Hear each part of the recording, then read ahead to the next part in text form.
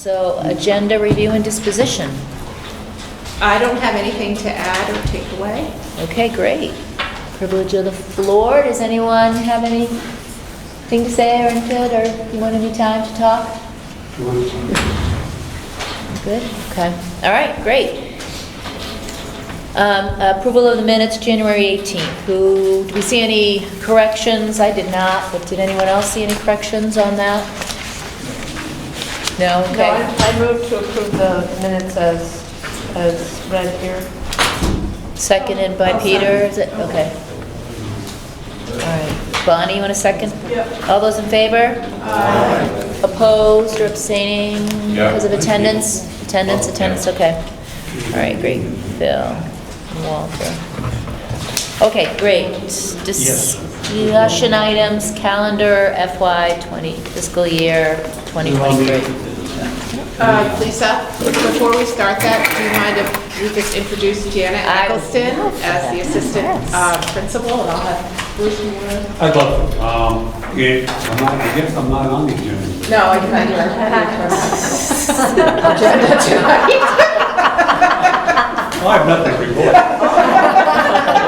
So if you get telephone up, any complaints or whatever, You can send them to me. you send them in. You know, it's a privilege to bring before you introduce Janet Eccleston as our new assistant principal for next year, starting in July. I think she's going to do a tremendous job. She brings a ton of experience and wealth of knowledge to the table as we work our way through the PLCs and the NEA&C report. And we'll take a look again to introduce Janet Eccleston. I'll go around the table if you don't mind. We have Tim Narrow as a board member up here. Yep. Peter Pettengill from Camden. Hi, Janet St. Ricklet. Hi. Horace, good to see you. Yes. Phil Holden. Walter Joey Thornton. Barbara Noyes, Christy Darris Thornton. Lisa Ashcampton. Maureen Ebner Plymouth. Roger Scraggins from me. Janice Prescott, principal's administrative assistant. Paul Pisano, Ashley. Bernie Sullivan. Bonnie Acton, Holderness. Thank you. I'm delighted, I'm honored. I'm really excited about this next step professionally and personally for me and for our family. It's interesting to be in this area 14 years. Well, 14 years I was in Campton, 16 total now. And you know, we've really made this home, and I'm really excited about coming here and to talk really about teaching and learning. And I think that the experiences that I've had in Campton have really offered the opportunity that I can bring here and just keep that vision of a graduate, which I hear, and I'm excited to kind of get to know more about alive here in Plymouth. Hopefully she's still smiling after a couple. Welcome. Thanks, yes. So she'll stay for a few minutes, and then she has to go to the Campton board. I do have to tell one point. I mean, this Friday, Plymouth High School is proud to announce they're doing our Penguin Plunge here, high school. As you well know, Winter Carnival will not take place. I'm moving this in its place because this is the weekend that the plunge takes its place. We're in 4th place right now. We've raised over $14,000, which is amazing. And kudos to Danae Delfonso, who played a major role in this. And we had a strict competition between Mr. Todd Austin and Ashley Loftenberg. Whoever raises the most money has to wear each other's competitive outfit. Ashley coaches field hockey, and as you well know, Todd coaches wrestling. That should be interesting. So on Friday, the kids will go through a normal day. I've got the schedule down. The class is like 55 minutes, and we're having outdoor activities. The kids won't be roaming around the school. I'll have them in the cafeteria. In that foyer area, we'll be doing some cotton candy and that stuff. But we have outside activities that has been planned by the senior class, especially the president, Megan Mativia. If you recall, Megan put that flag football piece together, which was unbelievable for the support for Luke. So she's got competition going on. And then the fire department and the police department are coming down right outside here to the right. And there are a number of people that have participated in the plunge, and they're gonna get sprayed with a hose. And there's supposed to be a surprise guest. I wonder who that's gonna be, but that's taking place on Friday. And I'm looking for approval if I could. I'm looking at possibly 1:15 or 1:30 dismissal. Again, I'm playing it by ear.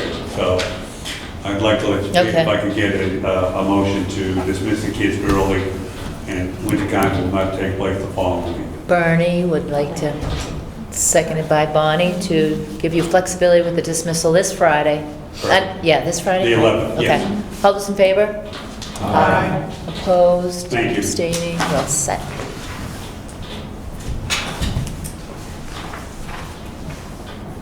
All right. You ready now? Yeah, now Okay, calendar. we're back on track. All right. So the calendar is the next piece. We have your draft calendar in front of you. Bruce has already reviewed it with the union as a consult, looking at starting a little bit before Labor Day and getting out on the 14th.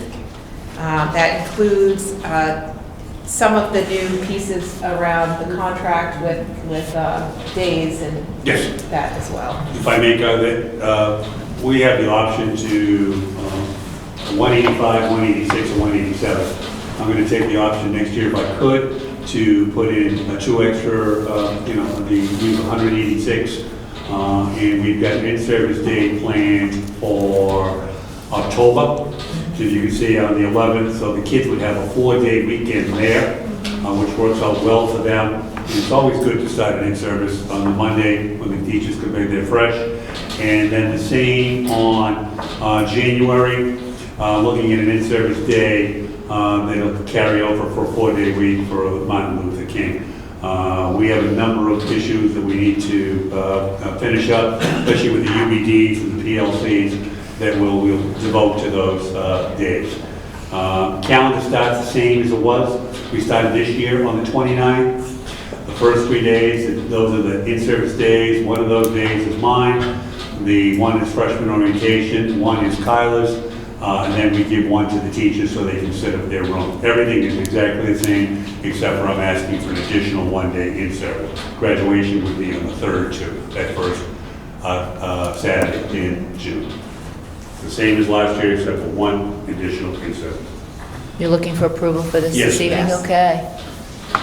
Phil? Can I just ask a quick question? How does this align with Newfound's? We have not, we don't have they're not part of the CT program, so I have no idea how it aligns with Newfound. They aren't sending to this? No, Newfound sends its students to Laconia. But we're in our 3rd year now, Philip.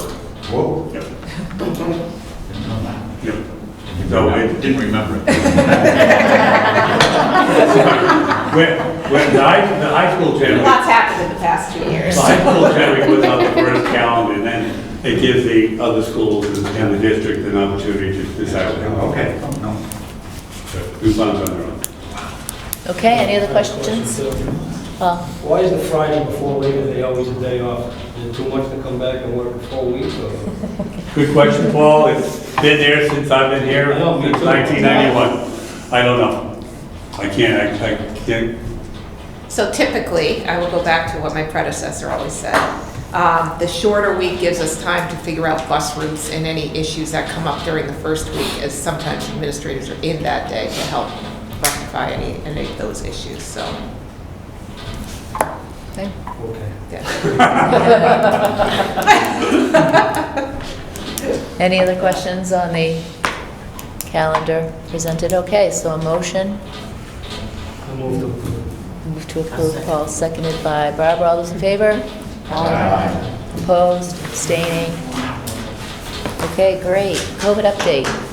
All right, so there's a few new pieces on the COVID front, and I'm going to ask you to consider what you want to do for masks again, only because we are not reporting clusters or individual cases to the Department of Health anymore, or significant outbreaks. So as you know from the beginning, we've always said if the Department of Health determines that we have an issue, then we'll shift into masking. We are not reporting that anymore. We're only reporting weekly cases. I personally don't feel very comfortable switching into that, determining our own clusters or outbreaks. So I would ask that right now there is the rule is basically, and I think you remember from a few months ago, I think it was at this point, that we shift into masking if there's a cluster or an outbreak. I'm asking you to either make a decision about lifting, just going masks optional, or masks all the time, because I think it's too difficult to delineate or to determine what clusters are happening and what outbreaks are happening. So I'd ask you to look at reconsidering what you want to do with masks. Plymouth lifted the mandate last night. They are now optional. We're bringing this to all of our boards within the next couple of weeks. Plymouth town or Plymouth The school. elementary? Yeah.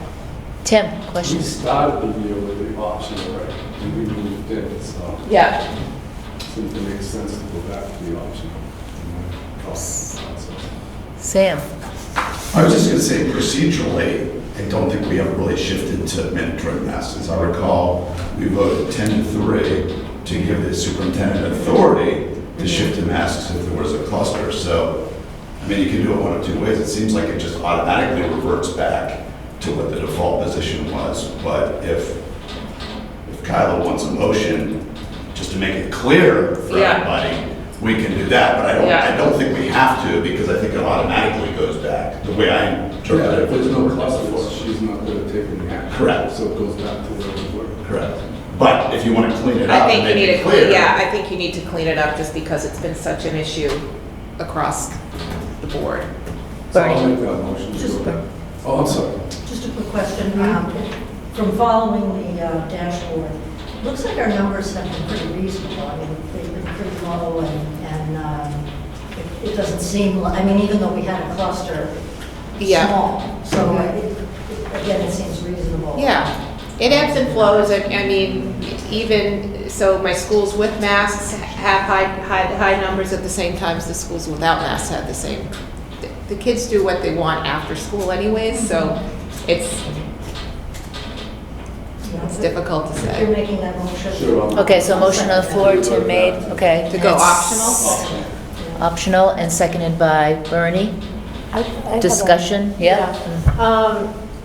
So the reason you're thinking about flipping back is because it would be too difficult for you to determine where the clusters are and who's a part of that. So before Department of Health would determine that, I never determined it. So they're not doing that anymore. They're not even taking reports in. We're just doing weekly numbers, which before we had to report every individual case, their information. They would call home.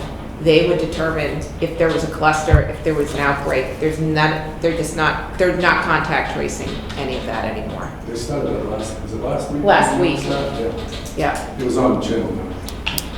Okay, yes, Peter? If it did ramp up again, do we have to have another meeting to allow you to make the mask mandatory?